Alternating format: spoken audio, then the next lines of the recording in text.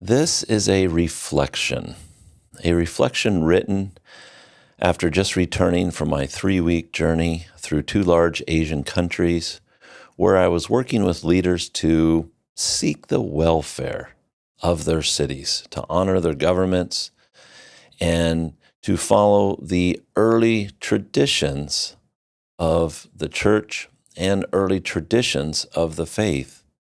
And I moved throughout 8 large cities on this trip, working with those leaders in large networks.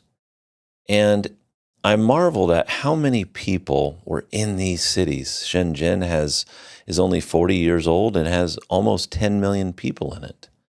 In Beijing or Nanjing or in New Delhi or in Mumbai, all these cities I were in have tens of millions of people. Some have 28 million people in the city.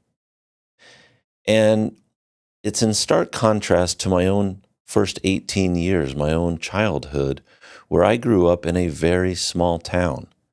In fact, in my immediate neighborhood or vicinity of the geographical area I grew up, in one of these cities, there'd be more people sitting at a singular table than would be in my neighborhood in its entirety.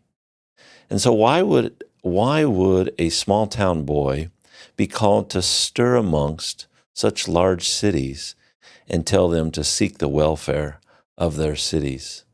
And so this is a reflection about that calling that's on our lives and responding to that calling that's put in front of each and every one of us. A different calling, but yet a response that all of us need to have a meaningful, purposeful life. This reflection is contrasted with 2 pictures here.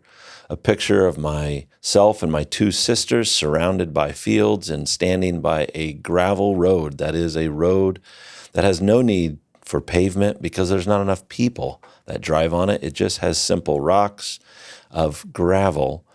And that's in contrasted to the city skyline of Nanjing, China here, where the city goes endlessly onto the horizon, tall buildings after tall buildings, and a beautiful people, a beautiful city, a long history. Its name actually means the South China capital. So much history you can read about this. And what a contrast to a place of where I grew up. And so this is a reflection that I'm going to read to you now. It's entitled A Town, a Boy, a Calling. You see, I was raised in a small town where my family were my friends and my neighbors were my family. Everything here was family. It was everything we had. We learned to work hard in the fields, educated to follow the authority of those teaching us. Working side by side was the best way. Working for the betterment of others was most fulfilling. We relied on each other for meaning. We encouraged each other to hang on. We buried our grandparents and their parents just outside of our town. They shared stories of generations before, learning about God's story. But that was not all this was to be. Now, I am called just outside of this small town, where the buildings rise endlessly above the sky. They say this is a big town, where more people sit at one table than were in my small town. The people collect themselves together to eat, to live, to be, for purpose.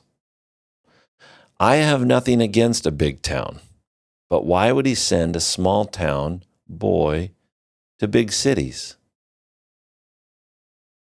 You put leadership in the blood of my ancestors, the discipline of work into my veins, pulsating paradigms into my soul, weakening my own strength to but a whisper.